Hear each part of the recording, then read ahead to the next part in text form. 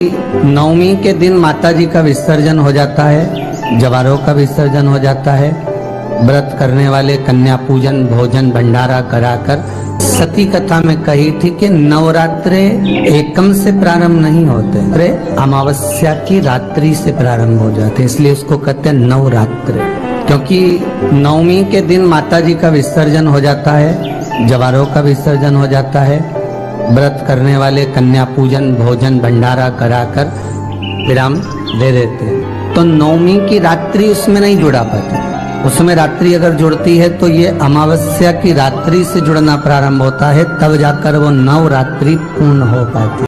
अष्टमी के दिन कन्याओं का भोजन कराओ या नवमी के दिन कन्याओं का भोजन कराओ, पर देवी भागवत तो कहती है, देवी भागवत तो वर्णन करती है कि पहले नवरात्रे से लेकर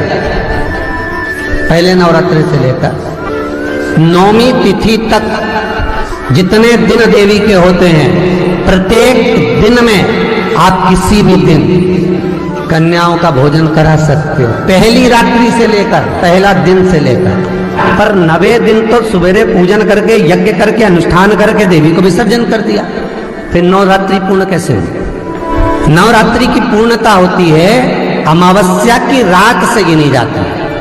कौन से दिन से गिनते हैं? अमावस्या की रात्रि, फिर एकम की रात्रि, फिर दूज की रात्रि, ऐसे गिनते गिनते अष्टमी की रात्रि तक और नौमी के दिन सुबह तक या दोपहर तक या शाम तक, जब तक आप यज्ञ ना करें तब तक ये 9 रात्रियां पूर्ण गिनी जाती है महाराज देवी भागवत के हिसाब से पूर्णता।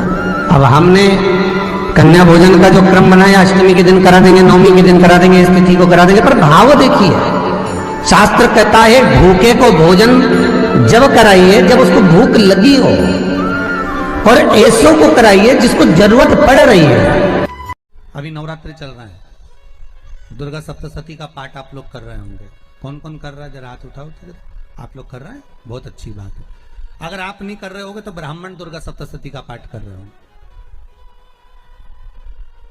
उस दुर्गा सप्तशती के पाठ में एक एक जगह पर एक एक स्थान पर देवी का स्थान बताया है। आप लोग अगर सुने होंगे पढ़े होंगे तो उसमें बताया गया है, हे मैया मेरे इस अंग की रक्षा करो, हे भवानी मेरे इस अंग की रक्षा करो, हे माँ मेरे इस अंग की रक्षा करो, हे भवानी मेरे इस अंग की रक्षा करिए, हे माँ आप मेरे नैनों की रक्षा करिए, हे माँ आप मेरी श्रवण शक्ति की रक्षा करिए, हे माँ आप मेरी जिह्वा की रक्षा करिए, हे माँ आप मेरी जंघा की रक्षा करिए।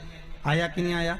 जब दुर्गा सप्तशती में एक एक स्थान का महत्व आया है कि इस जगह पर ये देवी का स्मरण करेंगे तो माँ मेरी कल्याण करेगी, माता मेरा उद्धार करेगी, बस उसी भाव में उसी स्थान को। शंकर के शिवलिंग में भगवान शिव का संपूर्ण विग्रह, संपूर्ण। और जब शंकर का संपूर्ण विग्रह है तो हम बाबा से अनुमोदन क्यों ना करें? अभी दुर्गापुर के पहले फुसरो में कथा थी, फुसरो झारखंड में। तो एक बात हमने कही थी फुसरो की कथा में कि जिस व्यक्ति को शरीर में बहुत कष्ट रहता हो, बहुत ज्यादा कष्ट अगर शरीर में रह रहा हो, तो मक्खन, थोड़ा सा गाय के दूध का माखन निकालकर शंकर के शिवलिंग पर जो व्यक्ति बीमार रहता है उस व्यक्ति का स्पर्श कर। अभी तो खैर कोरोना महामारी चल रही है तो मंदिर भी सारे बंद हैं, पर प्रयास करा करो उस मक्खन का लेपन। जब ये कोरोना महामारी समाप्त हो जाए तब माखन का लेपन शंकर के शिवलिंग पर करना प्रारंभ करो, श्री बिजलेश्वर महादेव का नाम लेकर। कौन से महादेव का नाम लेना है? श्री बिजलेश्वर महादेव।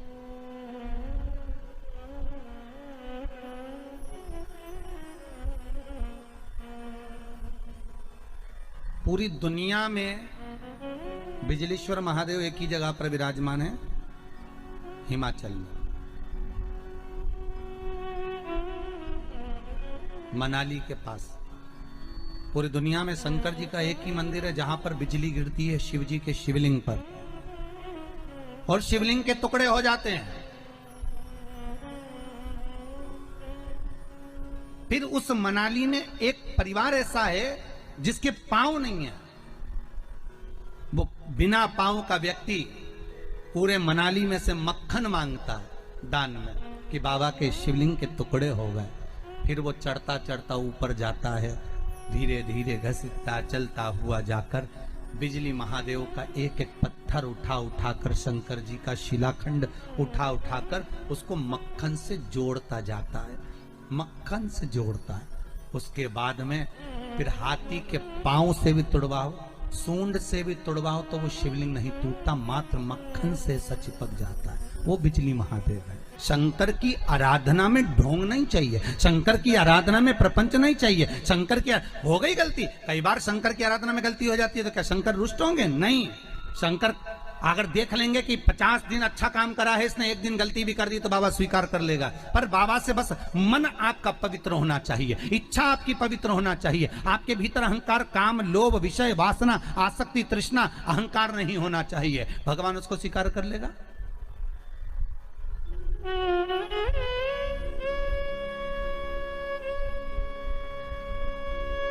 भगवान उसको ले लेगा आराम से।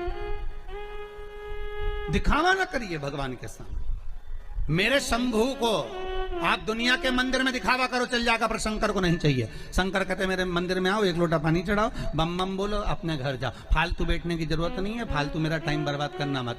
सारे देवी देवताओं के मंदिर में बैठने की जगह होती, शंकर जी के मंदिर में बैठने की जगह नहीं होती। इतना पानी ढोल के जाते हैं कि साड़ी भी बचा के चलना पड़ती है। बैठने की तो जगह जाने दो। पर शिव मंदिर में कहाँ बैठने की जगह होगी? चलो जाओ यहाँ से, काय को फालतू के बैठे हो, टाइम बर्बाद कर रहे हो यहाँ पर, जाओ अपने अपने घर में।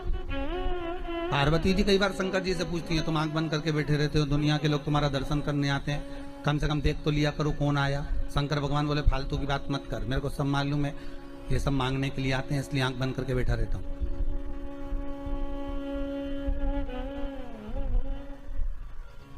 पार्वती जी बोली ऐसा कोई होता है क्या? शंकर भगवान बोले तेरी पड़ोसन क्या करके देख ले, रोज पड़ोसन क्या जाना, जीजी की जरा एक कटोरी घी दे दे, जीजी जरा तेरी चप्पल दे दे, जीजी तेरा जरा सा मोबाइल दे दे, जीजी तेरा थोड़ा सामान दे दे। रोज रोज मांगने जाओगे तो पड़ोसन भी दरवाजा बंद कर लेगी, तो मैं तो आंख ही बंद कर रहा हूं।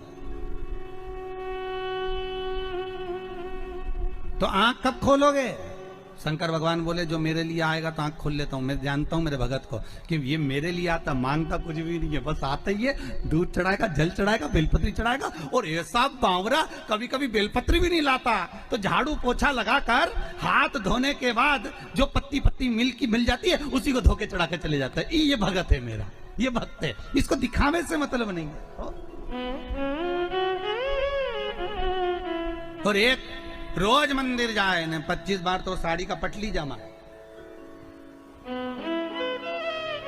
वो पटली जमा के फिर पिन मिन लगा के फिर पल्लू मल्लू लई के और एक बास्केट उतार ले, उसमें लोटा भर पानी मानी सब धर के और इतनी बड़ी बिंदी लगा के ऐसी नोटंकी करके कि इसके बराबर कोई मंदिर नहीं जाए साहब, ये तो बड़ी धर्मात्मा, इसके बराबर कोई धर्मात्मा नहीं। बाप रे, रोज आए, रोज मंदिर और ऐसी पूजन करे साहब, 2 घंटा तक तो माला लईने बैठी रहे। और इतने में कहीं की आवाज कर दे तो चिल्लाती भी है, उधर जाओ, उधर जाओ।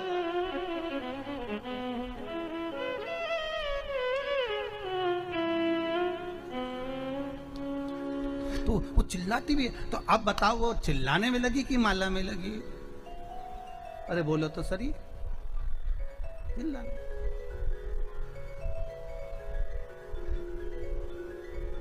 अब ऐसे ही तुम हवन में बैठो, मालूम पड़े तुम सचंडी का हवन कर रहे हो, यज्ञ कर रहे हो, और मालूम पड़े पंडित ओम ब्रह्मचारिणे स्वाहा